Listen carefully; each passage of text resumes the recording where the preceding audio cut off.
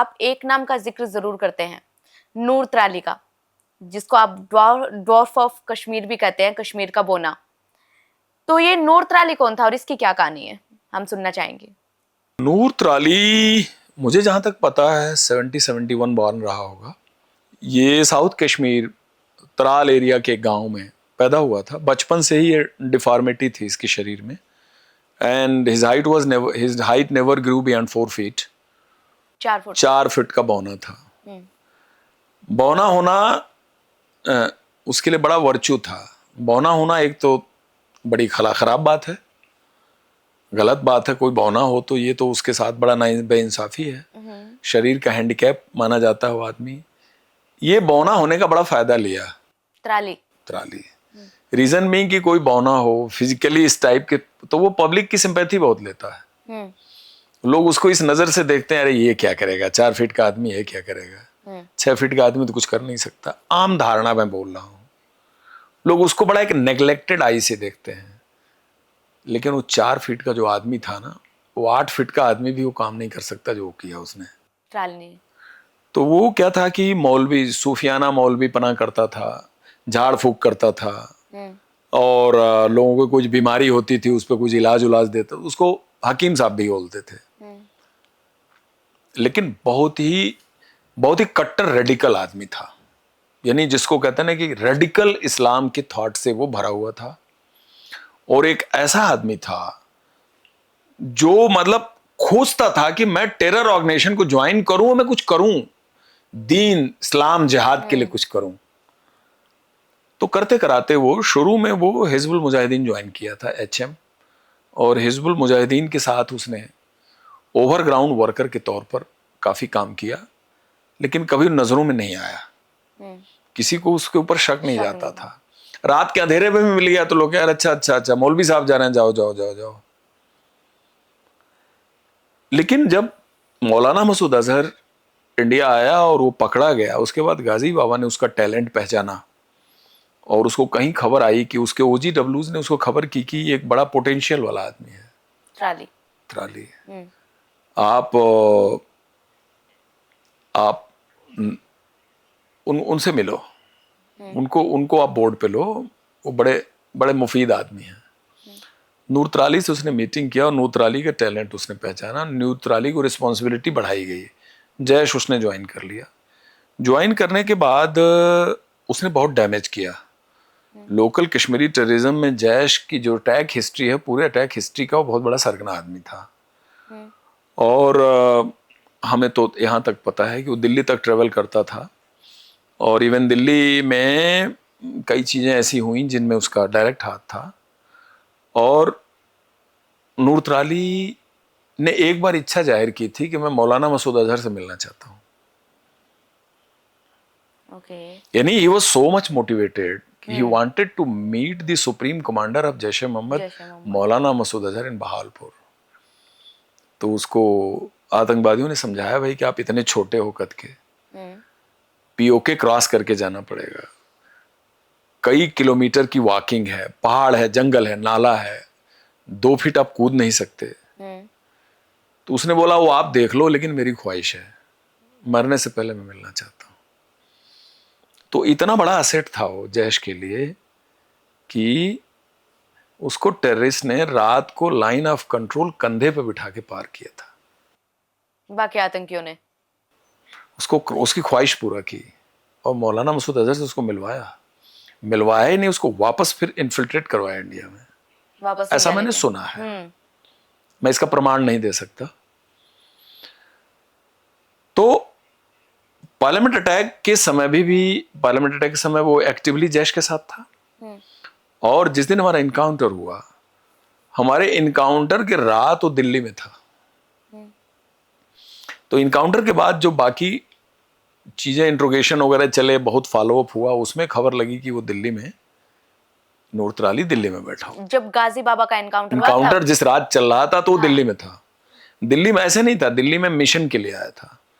उसको एक वेपन का consignment Indraprastha park, Nizamuddin bridge जो आके मिलता है, इंद्रप्रस्थ पार्क के मेन गेट पे यूपी के एक OGW को वेपन देना था। तय था कि वो गाड़ी अक्षरधाम निजामुद्दीन पुल से आएगी, इतने बजे आएगी, इंद्रप्रस्थ पार्क पे तुम ले जाके हैंड ओवर करोगे। और ये वेपन कश्मीर से आया था, आजादपुर सब्जी मंडी दिल्ली में। इरफान फ्रूट्स की पैकिंग थी, सेब की पैकिंग के अंदर आया था। तो जब श्रीनगर में केस वर्कआउट हुआ तो दिल्ली पुलिस को ये केस इन्फॉर्म किया गया, तो यहाँ की स्पेशल सेल ने आजादपुर सब्जी मंडी के एग्जैक्टली उसी ट्रक पे छापा मारा और इरफान फ्रूट्स की पैकिंग के, सेब के पैकिंग मिल गई। सादे कपड़े में लोग गए और उन्होंने, ये खुद वहाँ था, ट्राली खुद वहाँ था, खुद था। तो इससे बोला कि क्या है, तो इसने बोला फ्रूट है। तो पुलिस ने बोला हम खोलते हैं डब्बा, तो AK-47 मिला। नूरत्राली को उठा लिया इन लोगों ने और नूरत्राली को वो चीज़ हैंडओवर करनी थी सेम डे। इन्होंने गाड़ी लिया और तब वो टाइम था नहीं कम्युनिकेट कर देंगे आप, और ये लोग वहाँ नाका लगाए और वो टीम कलेक्ट करने वाली आई, उसके साथ इनकाउंटर हुआ, वो पूरी टीम पकड़ी गई, एक मारा भी गया उसमें। उसके बाद नूरत्राली जेल चला गया, जेल में रहा, लेकिन over a period of time शायद 10-12 साल बाद वो पैरोल पे छूट गया था।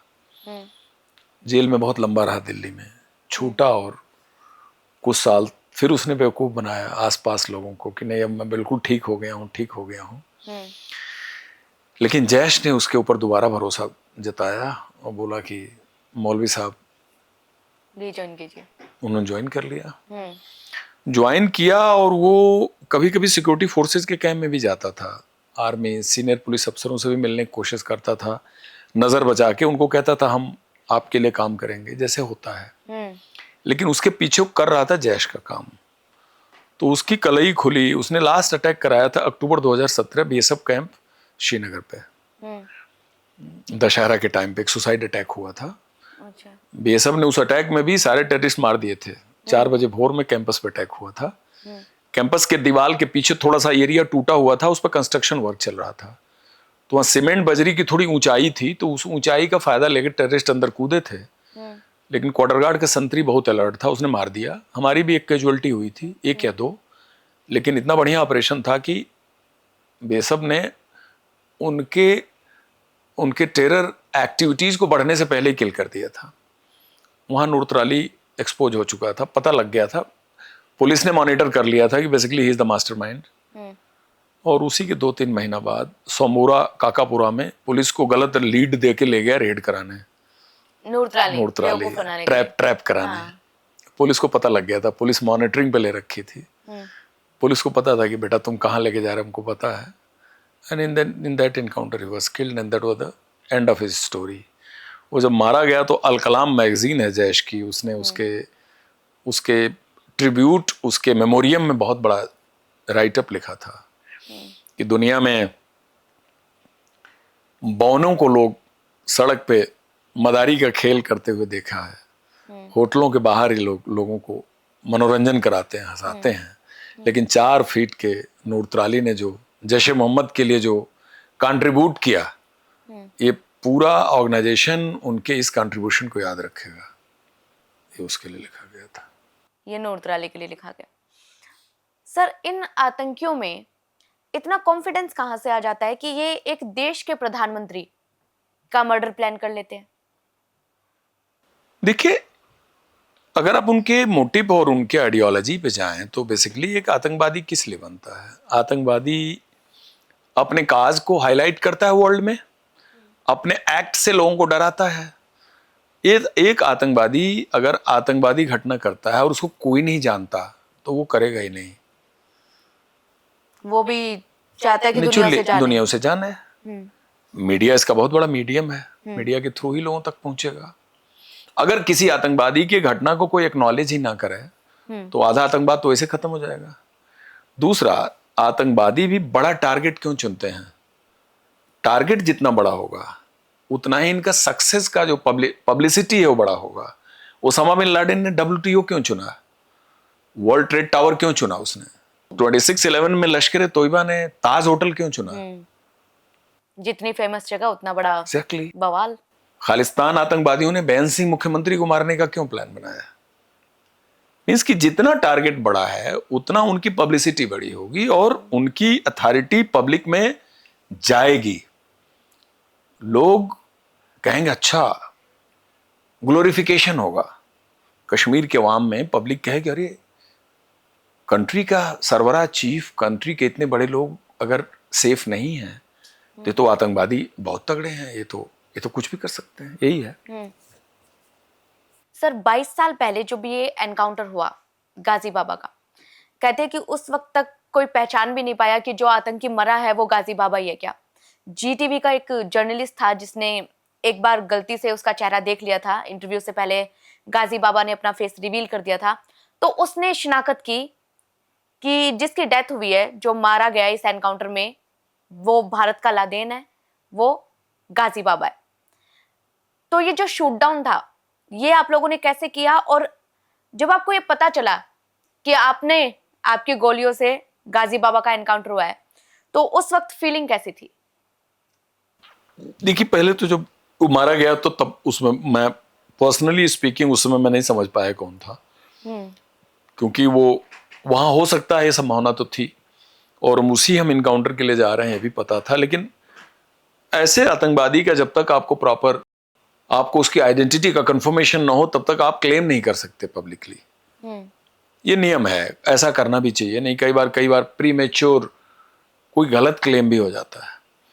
तो मेरे केस में क्या हुआ कि मैं तो इंजर्ड हो गया मारने के बाद, लेकिन बेसिकली क्या वो एग्जैक्टली कितने टेररिस्ट थे जो मारे गए, उनकी क्या आइडेंटिटी थी, ये मुझे उस समय नहीं पता लगा। दूसरे दिन हॉस्पिटल में जब ड्यूरिंग रिकवरी इन आईसीयू हमारे डायरेक्टर जनरल साहब विजिट किए, और उन्होंने हमें पहले तो अपना उन्होंने खेद व्यक्त किया कि मैं बुरी तरह से घायल हूँ और is very sorry for the injuries, so fatal injuries. तब उन्होंने बोला कि congratulations, Ghazi Baba's history you know about it. मैंने कहा सर बहुत अच्छा लग रहा है सुन के, हमें नहीं पता था। तो बड़ा एक सेटिस्फाइंग फील हुआ कि इतनी मेहनत के बाद बीएसएफ के इस ऑपरेशन में फाइनल रिजल्ट ये रहा कि Ghazi was killed. So definitely you feel a sense of achievement and sense of pride. अच्छा लगा, बहुत बढ़िया लगा।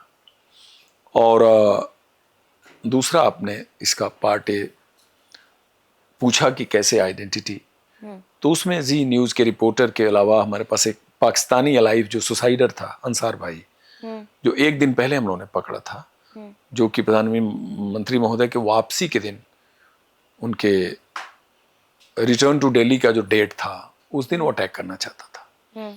तो वो तो गाजी बाबा का डिप्टी चीफ था ही, उसने पहचान की। और कुछ इंटरसेप्शंस आए पाकिस्तान से, पीओके से, उस इंटरसेप्शन को हम लोगों ने डिकोड किया और इंटेलिजेंस एजेंसी ने कोरेबरेट किया कि ही इज़ द पर्सन। तो दैट, और उसके जेब में जो आइडेंटिटी कार्ड मिला उसमें भी ये चीज़ लिखी हुई थी कि ताहिर नदीम राना, कोड नेम जिहादी, पंजाब पाकिस्तान, ये उसके आईडी में लिखा हुआ था। टेररिस्ट भी इस तरह की चीज लेके चलते हैं कि ताहिर नदीम राणा उसका नाम था, ओरिजिनल नाम था। तो that is how we confirm उसकी आइडेंटिटी।